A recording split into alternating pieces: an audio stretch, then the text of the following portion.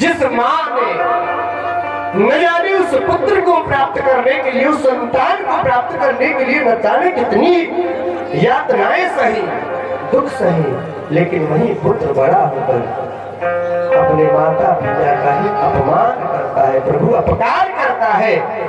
वही माँ 9 महीने तक अपने गर्भ में अपने संतान को धारण करके घूमती फिरती रहती है।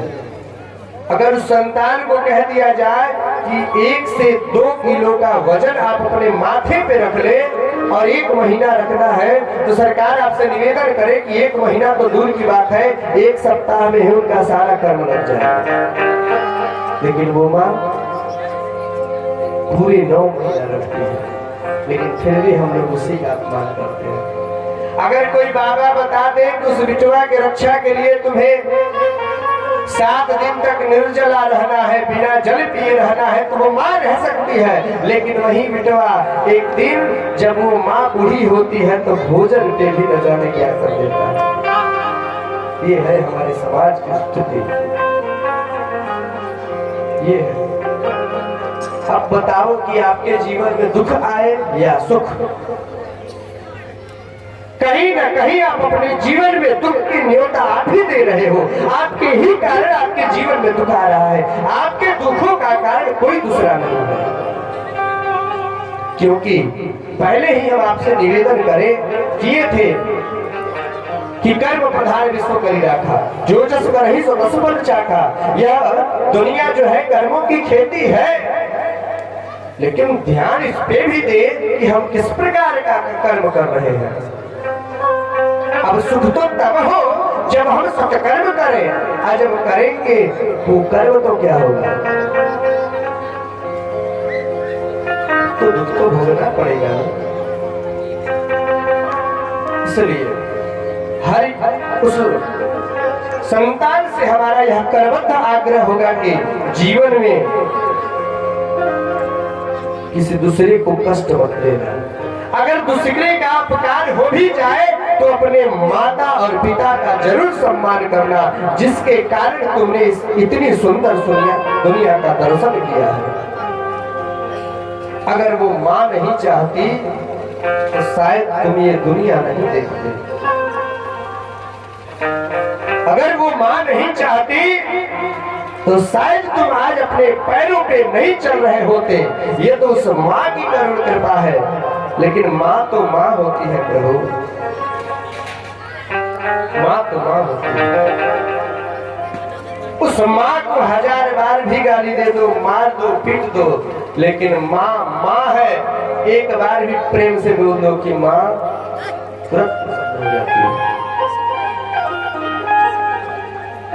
अगर दुनिया के लोगों का आप 1000 बार भी काम बनाओ, अगर एक बार गलती से मना कर दो तो दुनिया वाले कहते हैं कि तुम्हारी आदत ही ऐसी है कि तुम हमेशा मना कर देते हो। कभी आज तक तुमने मेरे लिए किया है कि आज करोगे? ऐसी दुनिया, इस प्रकार की दुनिया की हालत है। लेकिन वो माँ 1000 बार भी अपमान करो, अगर एक बार भी प्रेम से आपने माँ कह दिया तो माँ अपने आंचल में सिमट लेती है। अगर उस माँ का अपमान हो जाए तो आपको दुख भोगने से कोई परमात्मा भी नहीं रोक सकता है। भगवान भी आपको दुख भोगने से नहीं रोक सकता है। इसलिए हम चाहेंगे इस दुनिया के सबसे बड़े यदि कोई देवी और देवता है तो वो आपकी माता और आपके पिता। वह पिता अपने जीवन के सभी सुखों का त्याग कर देता है, बलिदान दे देता है कि हमारे पुत्र के जीवन में सुख की प्राप्ति हो, हमारे पुत्र को किसी प्रकार का कष्ट न हो। अगर इसके बावजूद भी वह पुत्र अपने पिता का अपमान कर दे तो सरकार भगवान भी आपको माफ नहीं करेगा। आप एक जन्म नहीं, बार बार अनेकों जन्मों तक आप नरक में पड़े रहेंगे। देखे होंगे आप लोग कि बहुत बार ऐसा होता है कि जीव मातृ गर्भ में आता है और जैसे ही 9 महीना पूर्ण होता है तो पता चला कि गर्भ नष्ट हो गया। ऐसा आप लोग सुनते होंगे, देखते भी होंगे। हमारे समाज में ऐसी दुर्घटनाएं जो है घटती रहती है। पुनः गर्भ आया, कई लोगों को तो ऐसा होता है कि लगातार 10-15 गर्भ नष्ट हो जाता है। ये क्या है? यह वही जीव है जो अपने से बड़ों का सम्मान नहीं करता, आदर नहीं करता, अपने माता पिता का सेवा नहीं करता। वही जीव बार बार गर्भ में आता है और बार बार उस नरक की यातनाओं को सहता है। इसलिए यदि आप चाहते हैं कि हमारे जीवन में सुख हो, हमारे जीवन में भगवत कृपा हो, तो अपने माता पिता का सबसे पहले सम्मान करिए। एक बात और आपसे निवेदन करें कि जिससे इस दुनिया के ये हाड़ मांस के पुतले प्रसन्न नहीं हो सकते, उससे भगवान कैसे प्रसन्न होंगे?